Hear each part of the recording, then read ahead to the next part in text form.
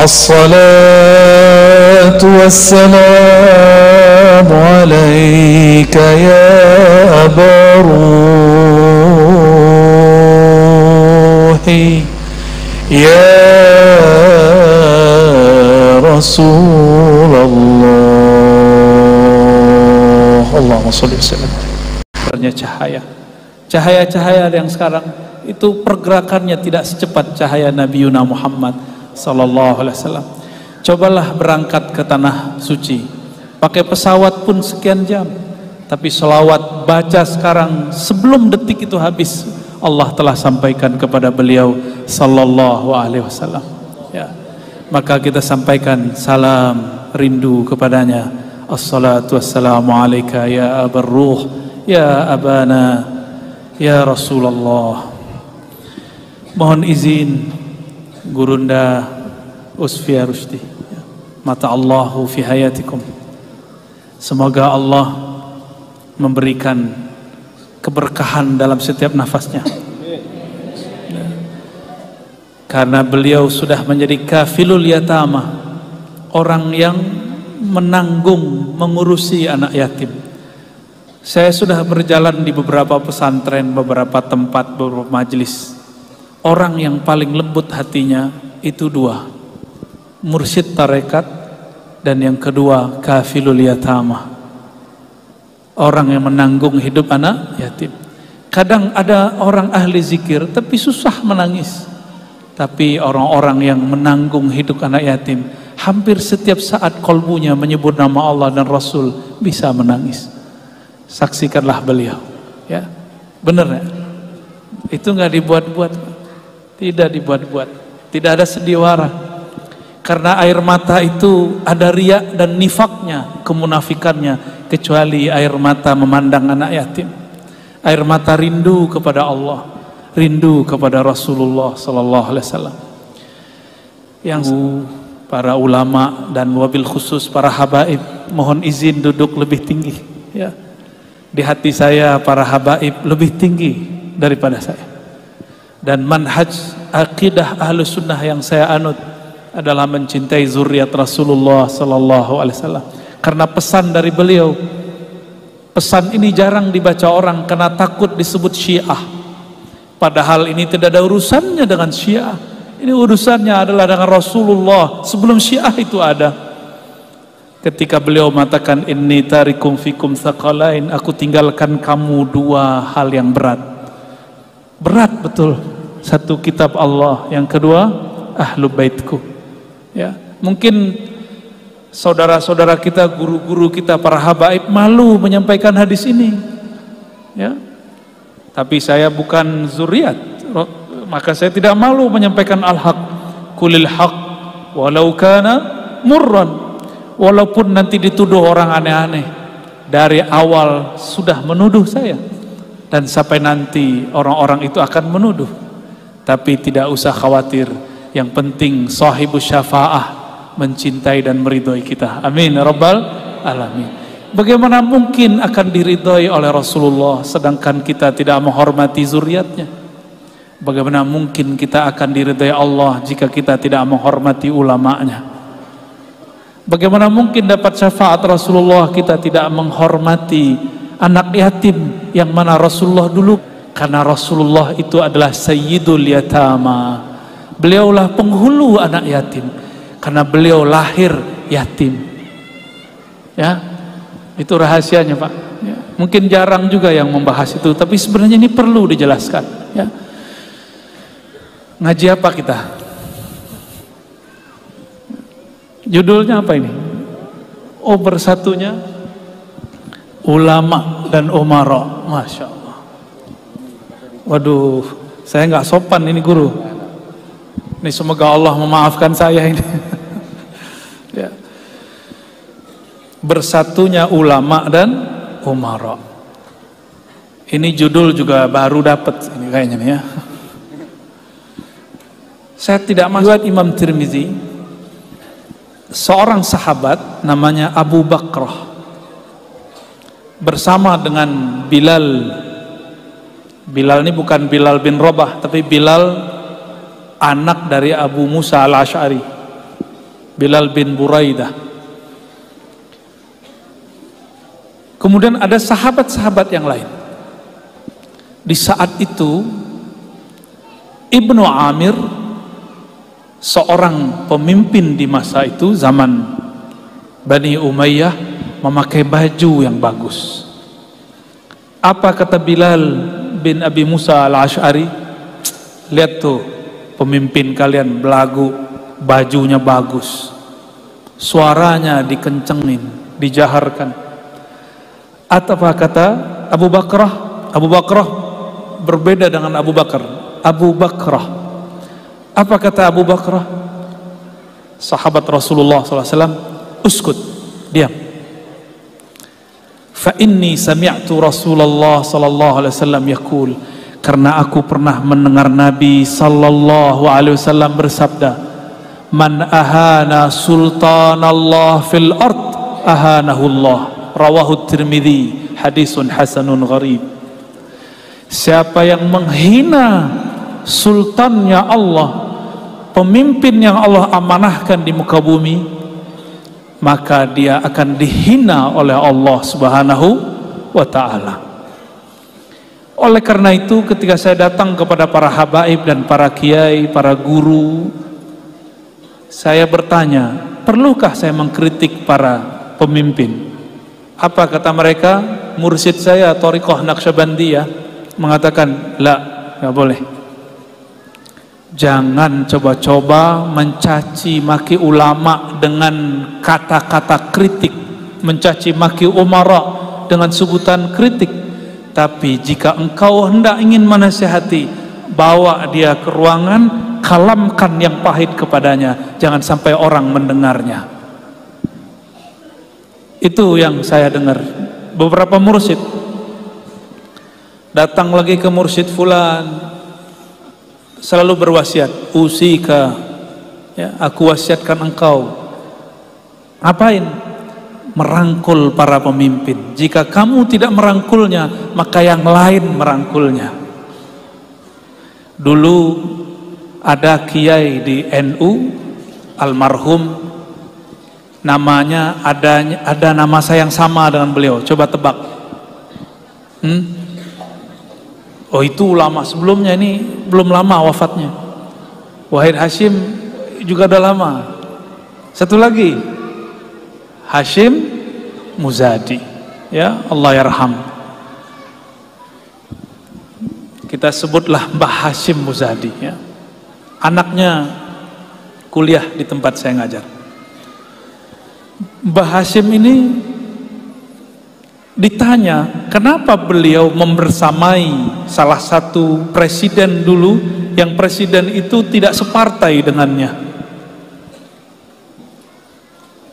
Apa jawabannya? Jika bukan kita yang membersamainya, maka orang lain yang membersamainya. Orang lain tanda kutip, ya, komunis, ekstremis, apalagi, sebutlah semua-semuanya.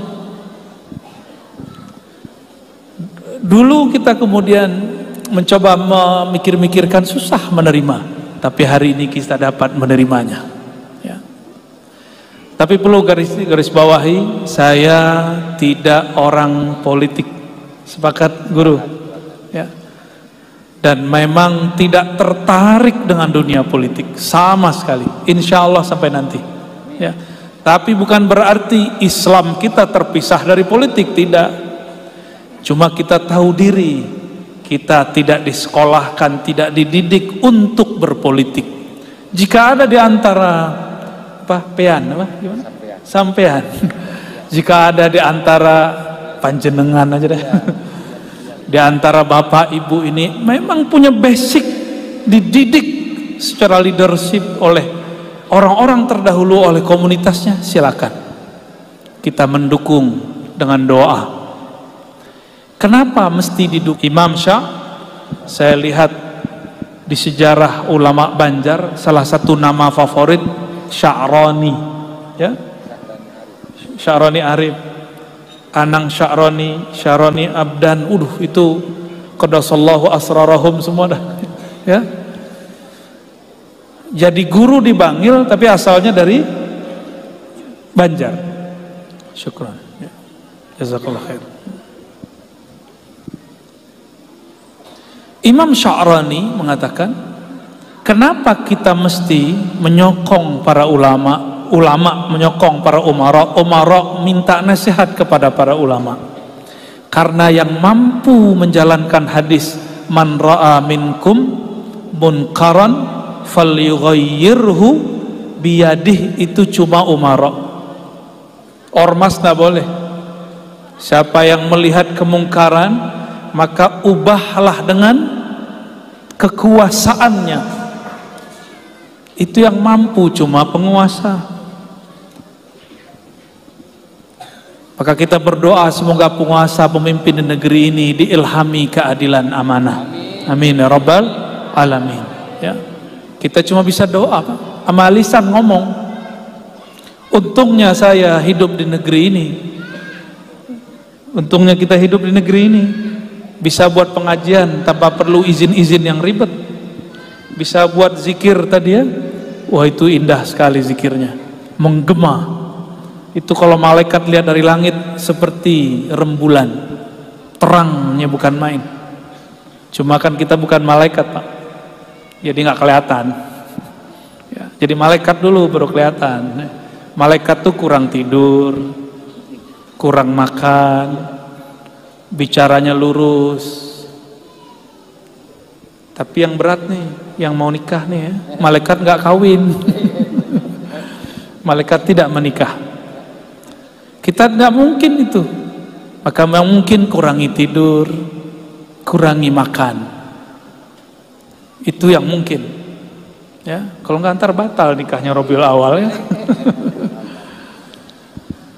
Orang-orang yang mengurangi ini, mau dia ulama, mau dia umara, Allah akan berikan nur di dalam kalbunya.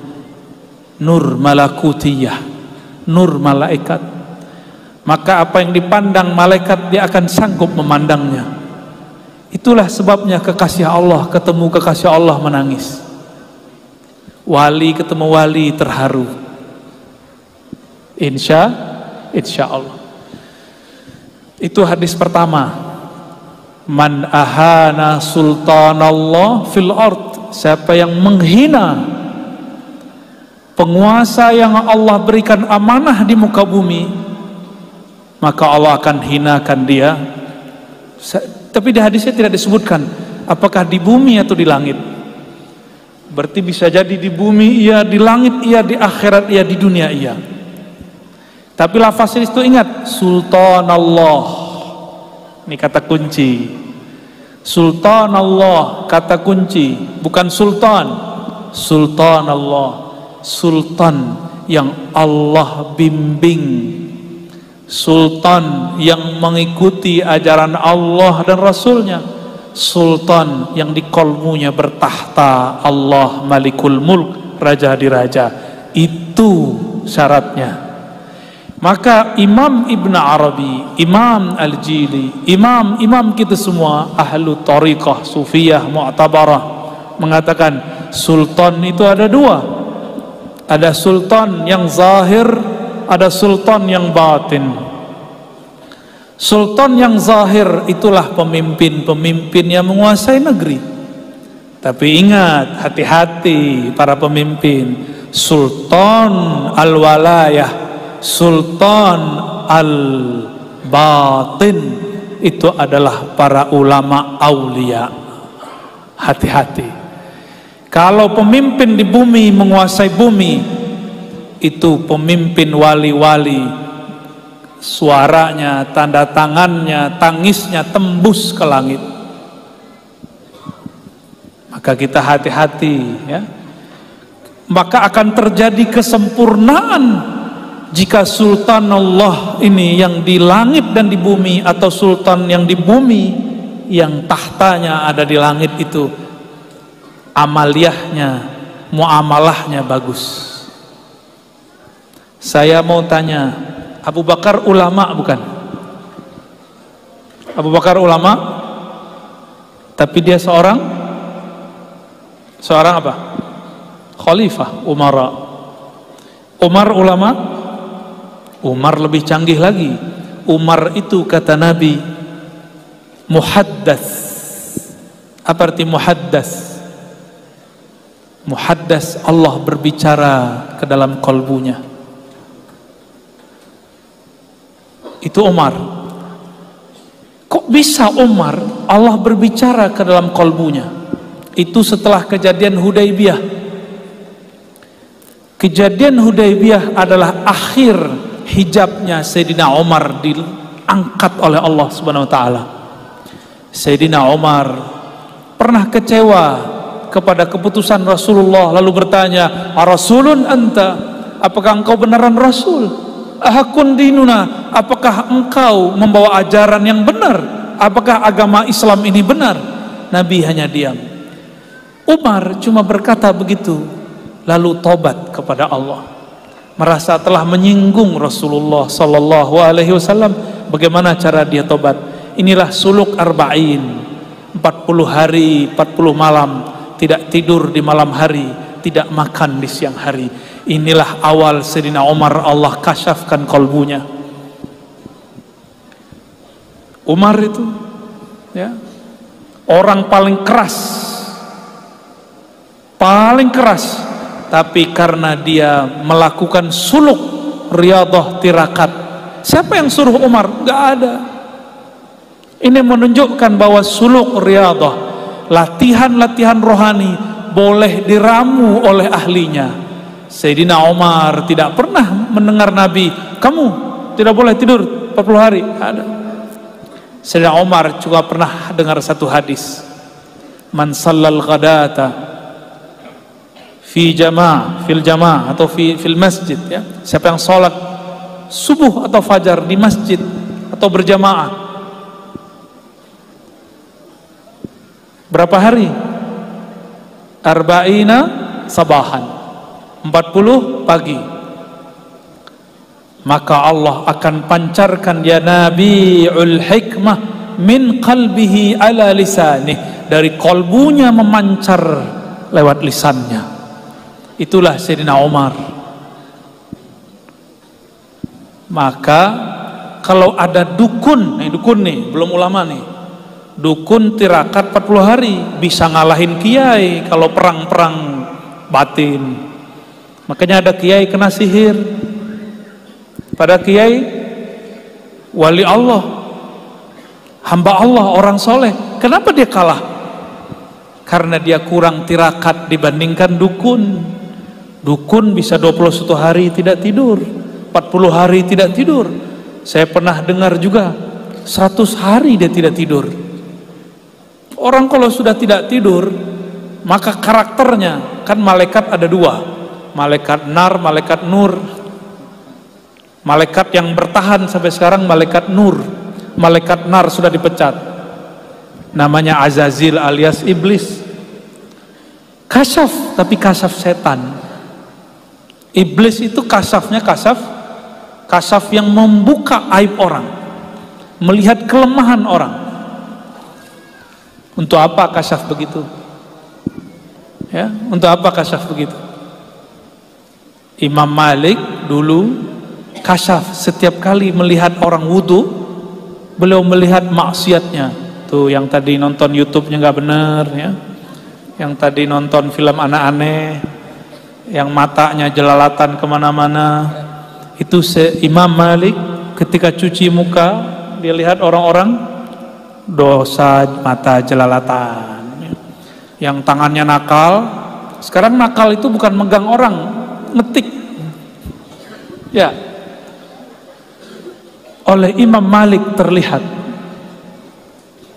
Lalu beliau berdoa, "Ya Rabb, jika ini yang aku lihat, ini pasti dari syaitan, tolong diambil." Tuh Imam Malik gak seneng makasyaf. Kalau kita seneng ya, seneng ya baca isi hati orang. Repot Pak, baca status WA orangnya repot, baca status Facebook itu bikin gelisah. Gimana baca status kolbu orang? Lebih ribet ya, lebih berbahaya. Jadi sekarang kasyaf itu guru kasyaf al-Facebookiyah. Ada lagi lebih tinggi, mirip-mirip sama kutub. Ada kutbiyah, ini al-yutubiyah. Insyaallah.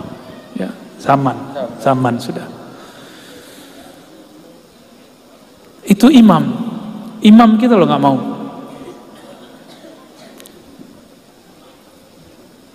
Imam Malik, imam salaf, wafat tahun 179 Hijriah. Tahun berapa? 179 Hijriah. Sekarang tahun berapa? 1443. Suatu kali beliau diadu pendapatnya dengan riwayat Ibnu Mas'ud tentang hubungan antara ulama dan umara. Kata Ibnu Mas'ud sudah wafat radhiyallahu taala anhu. Sayyidina Abdullah bin Mas'ud mengatakan, jika ada orang alim ahli din masuk ke istana para umara, dia akan yakhruj bila din, dia akan keluar tanpa bawa agama. Itu pendapat sahabat Ibnu Mas'ud. Tapi ini bukan sahabat, tapi Imam Malik. Imam Malik bolak-balik masuk istana. Saya belum masuk istana loh ya, cuman ceramahin orang di istana lewat Kemenak, udah langsung dibully. Ya, dicari-cari, tapi alhamdulillah ya. Imam Malik ditanya, ya Malik, wahai Malik, kenapa engkau keluar masuk istana? Apa jawaban Imam Malik? Jika aku tidak masuk istana, jika engkau para ulama tidak masuk istana, lalu bagaimana cara menyampaikan kebenaran kepada para umara? Itu jawaban beliau. Berarti Imam Malik ini orang berani, nggak takut mati. Dulu ulama itu takut mengkritik umara, karena kalau habis kritik badannya nggak balik, nggak ada yang balik Pak, hilang. Dulu di masa Bani Umayyah, sebelum ifah yang luar biasa, dia wali, dia ulama, dia ahli hadis, juga umara. Coba tebak, namanya juga Umar. Umar siapa? Umar Bakri. Umar bin Abdul Aziz. Umar bin Abdul Aziz ini beberapa kali bertemu Nabiullah Khidir. Tuh canggih ya. Bahkan beliau masuk ke satu tempat, ada gunung, di belakang gunung ada lembah. Sampai di lembah dia mendengar ada orang berbicara, tapi orangnya tiada, sosoknya tidak tampak. Beliau berkalam-kalam dengan orang itu. Ternyata itu orang adalah jin yang ada, yang muncul di zaman Sayyidina Isa. Dia mendapat kalam, kamu tunggulah di sini, nanti ada kekasih Allah akan datang ke tempatmu. Itu jin, umurnya panjang. Ternyata ada satu rahasia tentang umur jin. Jin itu tidak mati kalau tidak dibunuh. Itu wallahu alam kalau ada jin yang mati tanpa dibunuh, kayaknya harus belajar ilmu jin lagi ya. Tapi itu yang kita dengarkan dari beberapa ulama. Dia biasanya bertengkar, berperang. Jin ini tidak ada yang membunuh. Dia diwasiatkan oleh Sayyidina Isa, kamu tinggallah di lembah ini, nanti akan ada kekasih Allah, umat dari Nabi akhir zaman. Betul. Ternyata itu jin patuh seperti robot. Dibilang jangan keluar, nggak keluar. Tunggu selama-lamanya. Sampailah di sana. Akhirnya Umar bin Abdul Aziz berkalam, wahai tuan jin, saya lupa nama jinnya. Itu jin punya nama.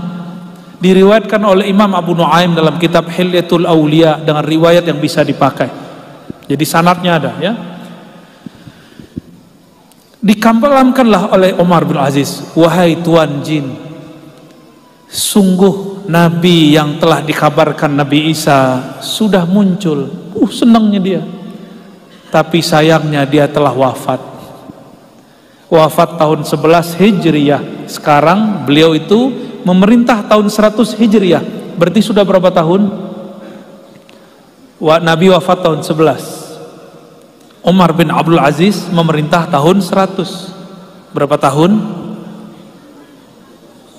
89 tahun Nabi Yuna Muhammad telah pergi mangkat kembali ke hadirat Allah Subhanahu wa ta'ala.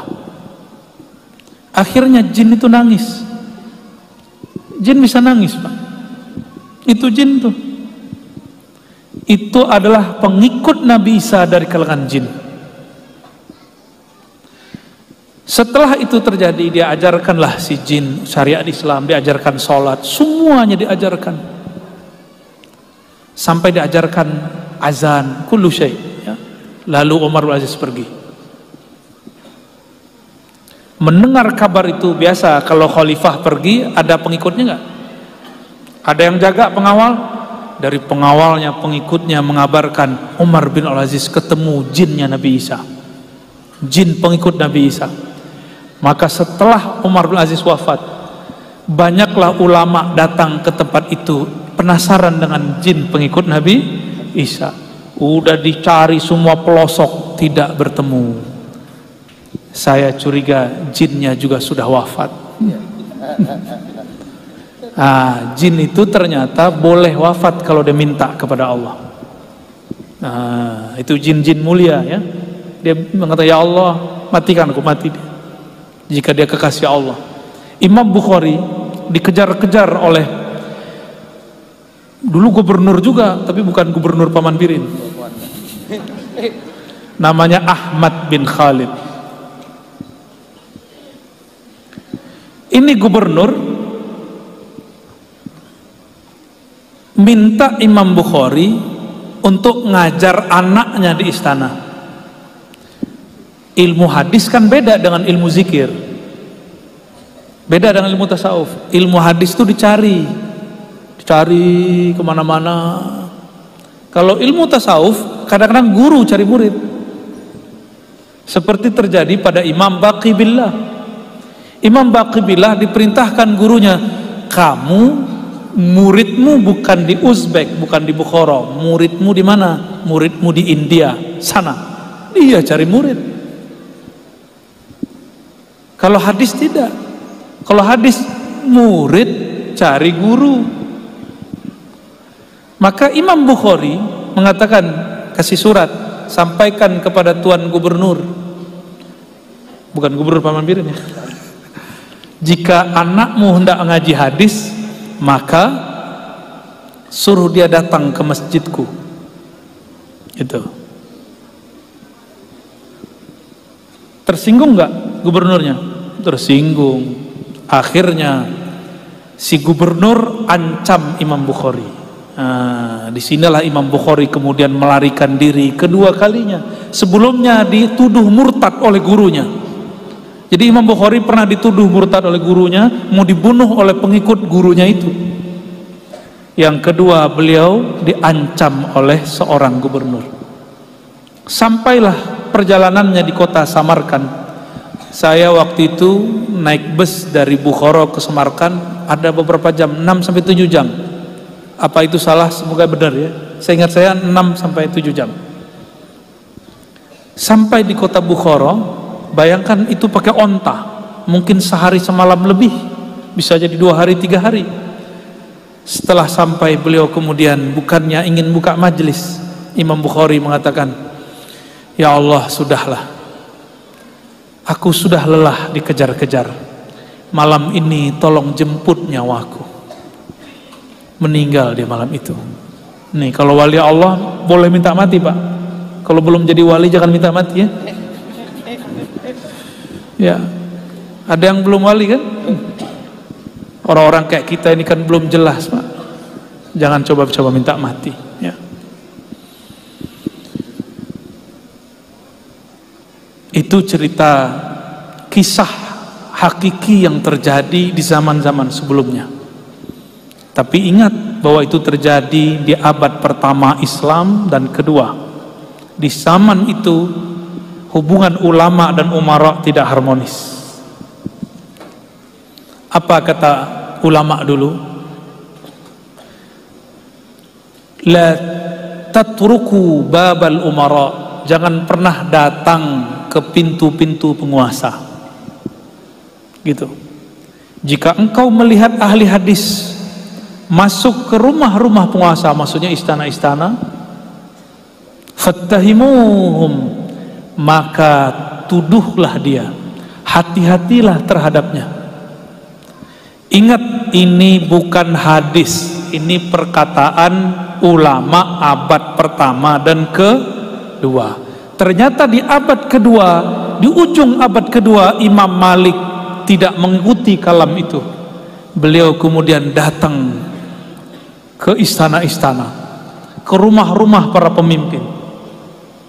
Berarti ulama salaf berbeda manhaj mengenai sikap hubungan antara ulama dan umara. Beda cara. Gak usah jauh-jauh. Negeri Banjar, ulama yang sampai sekarang harum namanya, dan Imam Ibnu Athaillah mengatakan tiadalah seorang dikenal wali kecuali izin Allah mengatakan bahwa dia benar-benar wali. Itu terjemahan bebasnya, ya. Jadi kalau ada orang dimasyhurkan sebagai wali, memang sudah izin dari Allah Subhanahu wa taala. Dan adakah yang syak mengenai kewalian Datuk Kalampayan? Ada nggak? Beliau sejarah hidupnya besar di istana. Benar. Besarnya di istana. Belajar Quran di istana. Tuh udah beda lagi dengan Imam Bukhari itu. Kemudian beliau yang nama kecilnya Sayyid Ja'far. Sayyid Ja'far ini dibeasiswakan belajar nyantri di Makkah. Benar. Siapa yang kemudian membiayai? Kerajaan, kesultanan. Pulang-pulang jadi ulama, jadi wali, jadi ulama. Makom kewaliannya kemarin kita sudah baca malam tadi, ya, kitab Kanzul Ma'rifah. Kita baru baca 2/3 guru, ya. Alhamdulillah, tabarukan, ya. Bukan mengajarkan tapi sekedar membedah, ya. Berarti sejarah negeri ini, hubungan umara dan ulamanya baik. Sebelum ini di Aceh ada Samudra Pasai, ada kerajaan Aceh, macam-macam, ya, sampai kita lupa namanya. Setiap raja ada Syekhul Islam sebagai mufti dan penasihatnya, selalu ada. Berarti negeri ini dulu dibangun dengan kemesraan ulama dan umara, ya. Tapi boleh nggak ulama beda umara? Boleh nggak? Boleh, tapi kayaknya bukan guru. Saya punya mursyid Thariqah Samaniyah, dulu pengkritik di zaman Soeharto. Khutbah siang hari, malam hari dijemput tentara. Tapi si tentara jadi muridnya. Jadi cuma 2 jam 3 jam pulang, diantar pulang, cium tangan. Ulama pemberani. Lalu kita datang kepada salah seorang guru kita. Guru kita mengatakan, ulama mesti melangkul umara. Ternyata ini diambil dari kalam Imam Malik. Tapi kalau beda coblosan boleh nggak? Boleh nggak? Saya mau tanya, di zaman Nabi ada nggak orang nyoblos? Nggak ada. Berarti ini tidak diatur oleh agama, kan? Ya. Kenapa sekarang ada orang menganggap beda coblosan beda iman? Ini akan terjadi lagi, dan saya takut 2024 ini tambah parah. Maka saya berharap para habaib, para ulama, mohon umatnya didewasakan, dikuliahkan bab Ahlus Sunnah wal Jamaah mengenai tentang siasah. Apa kata Imam Al-Juwaini dalam kitab Al-Ghiyasi? Jika dalam bab ibadah, bahkan dalam bab akidah, ada mazhab berbeda-beda, apalagi dalam bab muamalat. Jika dalam bab muamalat orang berbeda-beda, apalagi dalam bab imarat, bab siasah. Lalu kapan muncul orang-orang yang kemudian menganggap beda politik, beda iman? Itu terjadi setelah Sayyidina Ali mengalah dari Sayyidina Muawiyah. Orang yang tadinya simpatisan Sayyidina Ali, ingat-ingat, nih hati-hati nih para pemimpin, para guru, para ustadz. Orang yang senang sama kita sekarang belum tentu senang sama kita selamanya. Dulu puja-puja Sayyidina Ali karamallahu wajha. Ketika Sayyidina Ali ngalah, apa kata kelompok ini? Ali berhukum bukan dengan hukum Allah, fahuwa kafir. Ali dikafirkan oleh simpatisannya. Sekarang terjadi.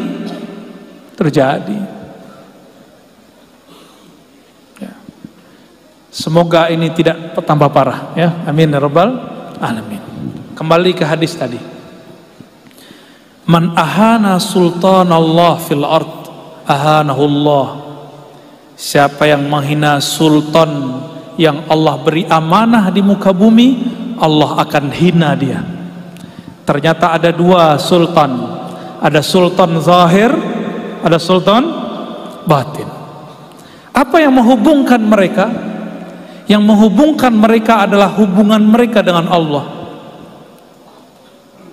Hubungan mereka dengan Allah.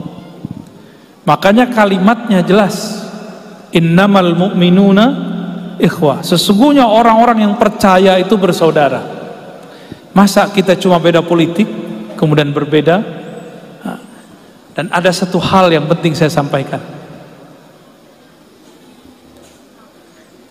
Seorang ulama butuh tameng dalam dirinya supaya tidak menjilat kepada umara. Umara perlu tameng dalam dirinya supaya tidak menjadi pencitraan. Apa tameng itu? Itulah yang dikatakan dalam hadis qudsi, la ilaha illallahu hisni. Siapa yang melazimkan baca la ilaha illallah, dia telah mendapatkan bentengnya Allah Subhanahu wa ta'ala. Kita usut-usut ulama-ulama yang pemberani dari dulu, tidak takut kepada umara, seperti Izzuddin bin Abdi Salam.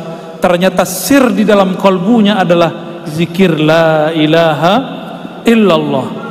Dalam hatinya ada makna, tiada yang berkuasa kecuali Allah, tiada yang abadi kuasanya kecuali Allah. Kalau presiden paling cuma 5 tahun, gubernur paling cuma 5 tahun, syukur-syukur terpilih 2 kali 10 tahun, tapi Allah tidak pernah berhenti kuasanya. Ini penghubung mereka.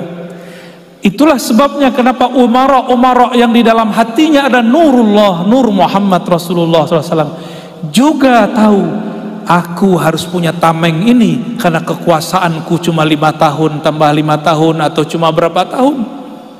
Ada yang sebelum 5 tahun sudah turun, ya benar. Jika dia beres kalimah la ilaha illallah di kalbunya, maka sang ulama wali Allah, sang umara pun wali Allah, baru sah disebut sultanullah. Sultannya Allah. Jadi pencirian sultan di kalbunya bertahta nama Allah Subhanahu wa ta'ala, bahwa yang sebenar-benar berkuasa dalam dirinya hanyalah Allah.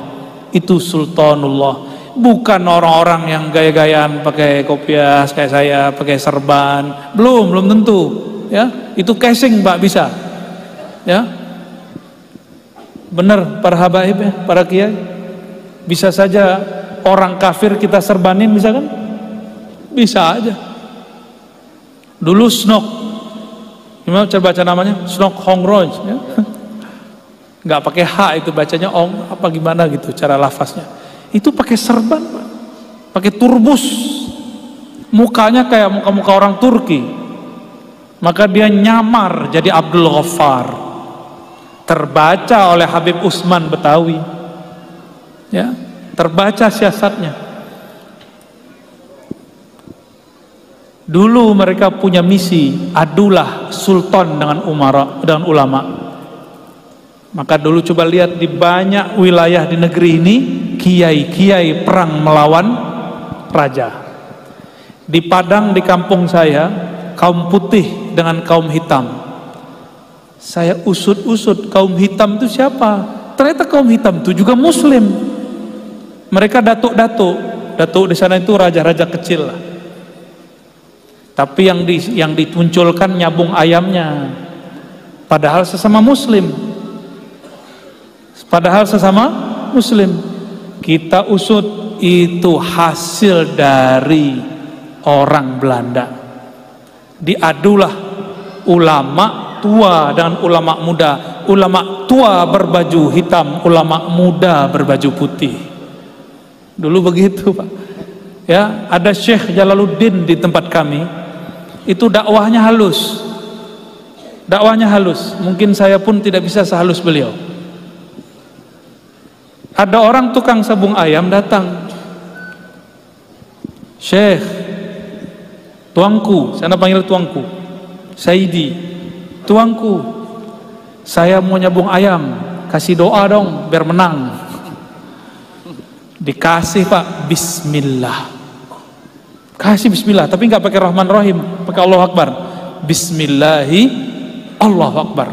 Tepuk ayam, ayamnya jadi berani. Kalahlah semua ayam yang dia lawan. Itulah ayam jago. Bismillahi, Allahu Akbar. Itu tukang sabung ayam belum sholat, tapi dia tahu itu tuanku orang alim, zikirnya mantap. Ntar yang nyebu ayam jangan minta ke saya ya. Besok ulang lagi pakai bismillah Allahu Akbar, tapi tidak bekerja. Ayam jagonya kalah. Karena dia salah. Seharusnya dia salaman dulu dengan tuangku. Yang mahal itu salamannya ya. Akhirnya sorenya dia datang. Tuangku Syekh Jalaluddin, saya sudah baca bismillah Allahu Akbar hari ini, tapi kalah. Oh, ada kurang satu. Apa kurang? Zikir syahadat. Gimana cara bacanya? Ayo, jabat tangan, baca syahadat, Pak. Asyhadu an la ilaha illallah, asyhadu anna Rasulullah. Diterjemahkan, masuk Islam lah orang itu hari itu. Dia nyabung ayam lagi? Enggak, sudah nangis, Pak. Udah lupa dengan sabung ayam. Begitu mereka halusnya. Kalau saya nggak berani begitu. Ya. Mereka disebut kaum padri awal, sampai kemudian muncul kaum padri yang muda. Ya. Jadi siapakah yang disebut sultan? Orang yang di dalam kolbunya bertahta nama Allah Subhanahu wa taala. Dan dalam kitab yang kita baca malam tadi, Syekh Muhammad Arsyad Al-Banjari mengatakan, jika engkau baca la ilaha illallah seperti tadi, itu kan indah itu ya. Itu orang kalau di kolbunya ada nama Allah pasti merinding. Kalau enggak cuma bagus ya suaranya, tapi gitu doang. Enggak ada hunjamannya di kolbu. Ya. Kata beliau, orang baca la ilaha illallah, dia mesti meyakini di kolbunya bahwa alam semesta ini tiadalah hakikatnya kecuali diwujudkan oleh Allah Subhanahu wa ta'ala. Tapi itu bahasa halus. Ada bahasa yang lebih vulgar lagi. Saya dulu belajar Thariqat Syattariyah. Saya tanya kepada guru, supaya zikir la ilaha illallah ini mantap di thariqat ini, paling ujung, paling mantap, paling cepat merasakannya bagaimana? Ini boleh dipakai ya, karena ini sudah ditulis di kitab-kitab. La ilaha illallah. Ini jangan salah paham, ini pelan-pelan kita terjemahin. La ilaha, meniadakan tubuh kasar. Illallah, hanyalah Allah di dalam batin. Masih kurang paham kan? Nah, kita tambahin lagi penjelasannya. La ilaha, tiadalah daging, tiadalah tulang, tiadalah darah, tiadalah rambut, tiadalah kulit, tiadalah tubuh, tiada, habis. Illallah, kecuali semuanya itu diciptakan, dihembuskan oleh Allah Subhanahu wa ta'ala. Gitu. Sehingga ketika kita berzikir la ilaha, terpandang tubuh yang kasar, illallah dihunjamkan ke dalam kolbu, barulah bertahta nama Allah. Orang yang seperti ini dia tidak akan menyekutukan Allah lagi dengan air, tidak akan menyekutukan Allah lagi dengan makan, atau asbab air dan makan yaitu duit. Karena la ilaha illallah. Tapi ada yang salah faham. Apa kata mereka? Tiadalah daging, tiadalah tanah, tiadalah apa? Urat, tiadalah darah kecuali Allah. Tubuhnya jadi Allah. Ini pelajaran awal ahlu sunnah aja salah itu. Di akidah Ahlus Sunnah, Allah laisa bijismin, Allah bukanlah jisim, laisa kamislihi syai'. Maksud tuan guru kita dulu, tiadalah ada dagingmu, tiadalah ada darahmu, tiadalah ada kudrat iradatmu kecuali dengan Allah Subhanahu wa ta'ala. Bukan jadi Allah pian. Ya. Namun ada orang lagi sakar mabuk, dia tidak, yang dia lihat hanya Allah, tapi orang melihat dia menyebut dirinya Allah. Itulah yang terjadi pada guru Abdul Hamid, ya, Abulung, ya, Syekh Siti Jenarnya Banjar kan beliau, atau Halatnya Banjar. Bagian akhir yang mau saya sampaikan. Tapi ini nggak tahu panjang apa pendek. Mau panjang apa pendek?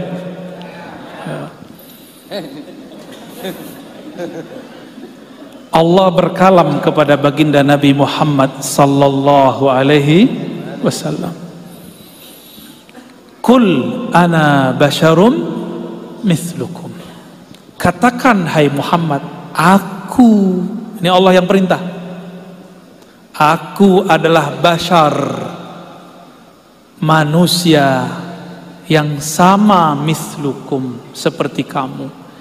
Hati-hati, banyak orang titik di situ. Akhirnya dia mengatakan Muhammad sama aja dengan kita, ya. Ini hati-hati. Yang mengatakan itu, kalau nggak orientalis, kalau nggak kelompok ekstrim yang mengharamkan Maulid Nabi. Ya. Kelompok apa? Antum lebih tahu ya. Ya. Apa? Hantu Banyu. Horor sekali guru. Itu penamaan dari guru tuh ya. Jadi ada kelompok, kata guru, yang suka membid'ahkan maulid sama zikir barusan. Namanya kelompok Firqah Hantu Al-Banyuwiyah. Itu bukan saya loh yang ngomong ya. Ya. Hantu Banyu. Ini jarang saya sampaikan. Beberapa waktu lalu kita sowan ke Abah Lutfi. Abah Lutfi, pimpinan Thariqah Jatman, Sayyidul Mursyidin. Apa kata beliau? Salah satu cara menghancurkan kerohanian Islam hari ini, menghancurkan agama hari ini adalah mengatakan Nabi Muhammad sama dengan manusia. Padahal ayatnya belum selesai. Ini beliau pesan, maka semua habaib, semua masyaikh, para kiai, beliau mengajak mari hidupkan mahabbah kepada Nabi, baru sholawat. Ma'rifatun Nabi dulu, baru sholawatun Nabi sallallahu alaihi wasallam. Kenapa sholawat tidak berkesan di kolbu? Karena kita belum mengenal siapa yang disolawati. Kenapa ziarah kubur tidak terasa berkesan? Karena kita tidak kenal siapa yang diziarahi. Kenapa kita nggak hormat kepada orang? Karena kita tidak kenal apa yang di dalam kolbunya. Maka jangan berhenti ya, Maulid Nabi terus hidupkan. Hidupkan terus. Qul innama ana basyarun mislukum. Ada kalimat berikutnya, yuha ilayya, diwahyukan kepadaku.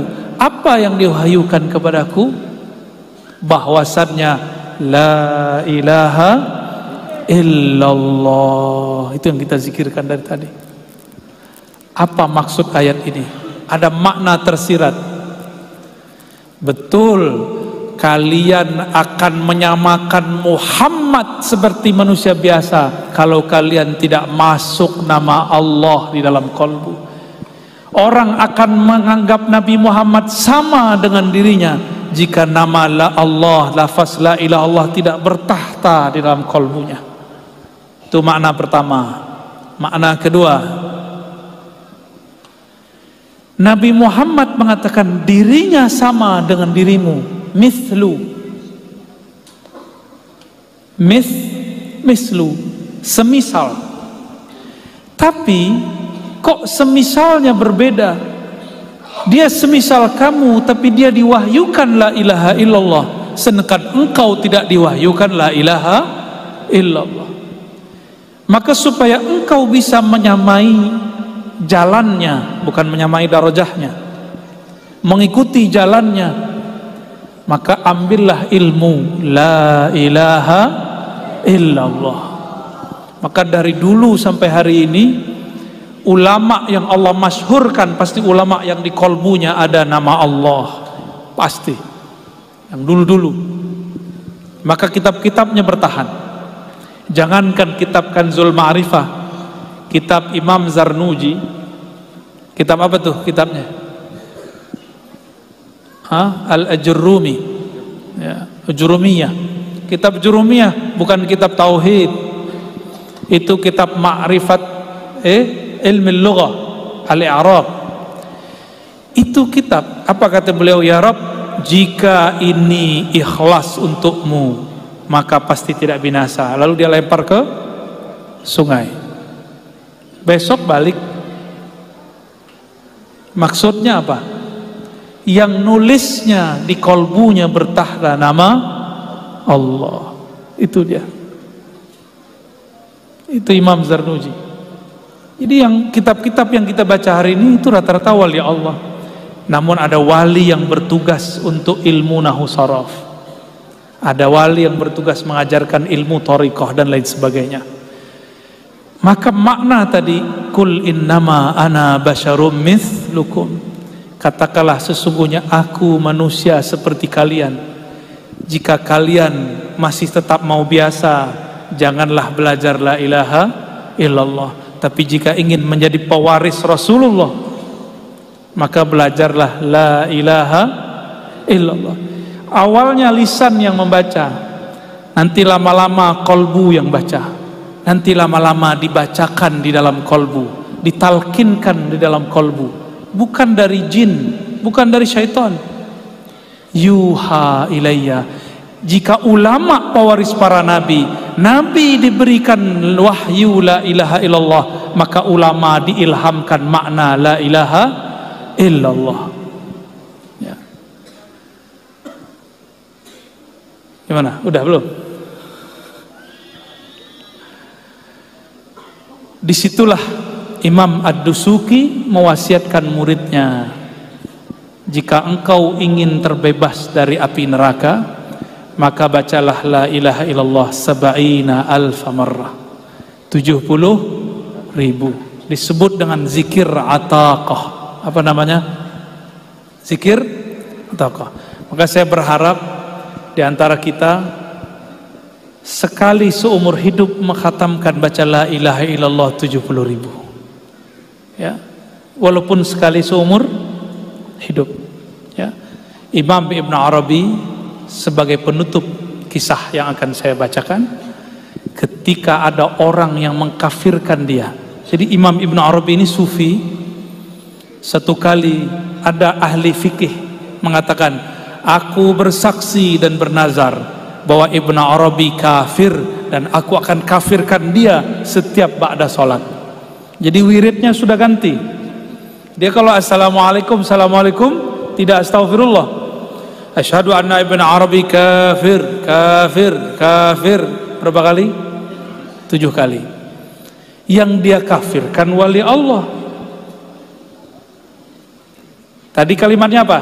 Siapa yang menghina sultan Allah fil ard, orang yang diberikan sultan, baik umara ataupun ulama yang wali, Allah akan hinakan dia di muka bumi. Kalau di riwayat Bukhari yang sahih, man adali waliyan, siapa yang memerangi, menyakiti waliku, azantuhu bil harb, aku nyatakan perang baginya. Itu penduduk langit perang sama dia. Orang ini belum sampai 7 hari mati sakit jantung, mati mendadak, mata fujatan, mati tiba-tiba. Sedang syahadat apa? Asyhadu anna Ibn Arabi belum sampai fir mati. Ya, malaikat marah, malaikat maut turun langsung. Karena malaikat maut berteman dengan para wali. Karena wali setiap hari mengingat kematian. Itulah pertemanan wali dengan malaikat maut. Mau temenan? Mau berkawan sama malaikat maut? Sukalah ke tempat kuburan, supaya nanti kalau dia jemput, dia sudah kenal. Bro, orang-orang yang jarang ziarah kubur, yang jarang ingat kematian, malaikat maut tidak kenal dia. Jadi ketika mati tidak dijemput, kamu siapa? Ditarik, langsung ditarik, kuku ditarik, sakit pak, ini kaki saya lagi agak kurang sehat, itu cuma sedikit, di bawah kulit, di bawah jalan sakit, kita keluarkan kulitnya sakit. Bayangkan jika yang keluar ruh. Ini orang lupa sama itu, yang mengkafir-kafirkan Ibn Arabi, bahwa Ibn Arabi setiap hari berteman dengan malaikat maut, karena dia ingat mati setiap hari. Dan Ibn Arabi hampir setiap hari ziarah kubur. Nih, siapa yang kolbunya keras, ziarah kubur. Kubur siapa yang paling yang mengena di kolbu? Kubur yang kita kenal. Sebelum ziarah kepada ulama, ziarahlah kepada orang yang dekat, orang tua. Rasakan di situ pasti nangis atau minimal sedih. Baru ziarah ke Datuk Kelampayan. Ini ziarah ke Datuk dulu, baru ke orang tua, itu terbalik ya. Sebelum ziarah ke ulama, ziarah dulu ke orang tua. Syukur-syukur orang tuanya ulama, dapat 2 derajat ya. Ibn Arabi dapat kabar orang yang menuduhnya kafir mati. Ternyata Ibn Arabi punya hizib. Hizibnya kalau dibaca, orang yang nyerang dia mati. Bukan hizib Nasar, bukan. Dia punya hizib sendiri. Tapi siapakah yang pertama kali mentakziahi di karangan ulama? Bukan tetangganya, tapi Ibnu Arabi. Bukan pengikutnya, bukan pengikut orang yang mengkafirkan Ibnu Arabi, tapi Ibnu Arabi yang pertama datang. Semua kaget. Orang yang dikafirkan almarhum apa al-mal'un, belum jelas statusnya. Dia diziarahi, ditakziahi oleh Ibn Arabi. Ibn Arabi datang ba'da maghrib, tidak beranjak sampai jam 4. Apa yang dia baca? Dia putar tasbihnya. Afdhalul dzikri la ilaha illallah, la ilaha illallah, terus sampai khatam 70.000. Ternyata Ibn Arabi dikasyafkan Allah, orang itu wajahnya hitam. Wajahnya hitam hancur. Hancur kayak seperti kena bisul, hancur wajahnya. Tapi setelah dibacakan la ilaha illallah 70.000 kali, kering dan tidak bau. Maka wali-wali Allah tidak pernah dendam. Ya, guru-guru mulia kita tidak pernah dendam sama orang yang bencinya. Benci-bencilah. Imam Bukhari tidak pernah dendam kepada Gubernur Ahmad bin Khalid. Tidak pernah dendam.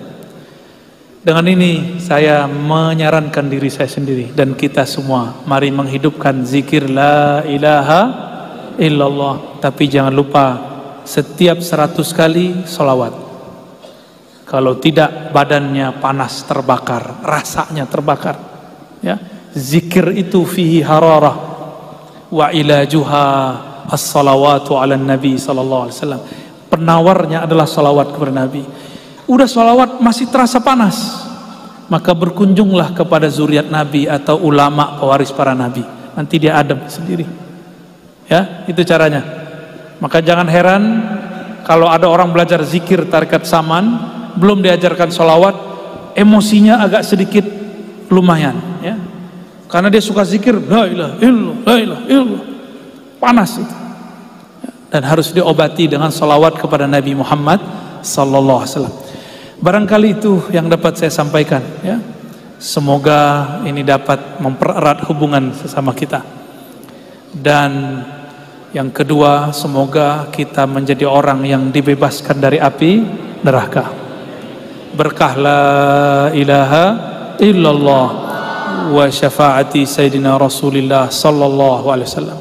Allahumma atiqna minan nar, Allahumma jirna minan nar, Allahumma jirna minan nar bihaqqi nabiyikal Mustafa Muhammad sallallahu alaihi wasallam. Ad-du'a Allahumma ya Ghaffar ya Ghafur, ya Allah yang Maha Pengampun, yang Maha Penyayang. Salli ala nabiyina Muhammad, sampaikan salawat kepada Nabi Muhammad sallallahu alaihi wasallam. Allahumma ya nur yang Maha memiliki cahaya, Maha sumber cahaya. Kalbu kami gelap dengan dosa ya Allah. Kalbu kami gelap karena jarang berzikir ya Allah. Kalbu kami gelap karena kami suka suudzon, berburuk sangka ya Allah. Kalbu kami gelap karena benci ya Allah. Kalbu kami gelap karena memikirkan selain ayat-ayat-Mu ya Allah. Kalbu kami gelap karena tidak ada nama-Mu ya Allah. Famla' qulubana ya Allah ya nur binuri asma'ika.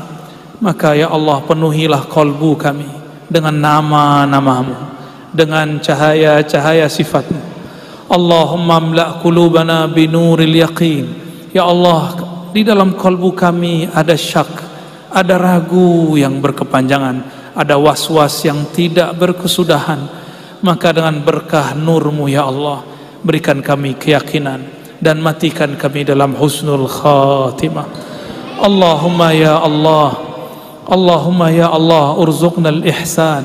Ya Allah, anugerahi kami maqamat ihsan, maqam yang mana kami beribadah seakan memandang-Mu, jika tidak kami merasa dipandang oleh-Mu. Allahumma ya Allah, balligh salatana wa salamana ila sayyidina Rasulillah. Sampaikan salawat kami, salam kami kepada baginda Nabi Muhammad sallallahu alaihi wasallam. Ya Allah, kalbu kami keras ya Allah. Disebut namanya kami tidak menangis, disebut namanya kami tidak juga merinduinya, disebut namanya kami tidak juga tersentuh. Maka ampunkan ya Allah kalbu kami yang keras ini. Tetap sampaikan juga ya Allah salawat kami yang kurang ikhlas ini. Allahumma salli ala sayyidina Muhammad. Sama-sama. Allahumma salli ala sayyidina Muhammad wa ala ali sayyidina Muhammad. Allahumma salli ala sayyidina Muhammad wa ala ali sayyidina Muhammad. Allahumma salli ala sayyidina Muhammad wa ala ali sayyidina Muhammad.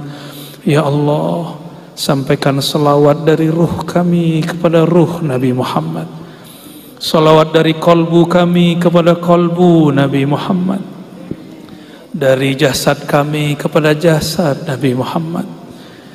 Allahumma salli ala sayyidina Muhammadin al-fatih lima ughliq wal khatim lima sabaq nasiril haqqi bil haqqi wal hadi ila siratikal mustaqim wa ala alihi haqqa qadrihi wa miqdarihi al-azim. اللهم صل على سيدنا محمد طب القلوب ودوائها وعافية الأبدان وشفائها وقوت الأرواح وغذائها وعلى آله وصحبه وبارك وسلم.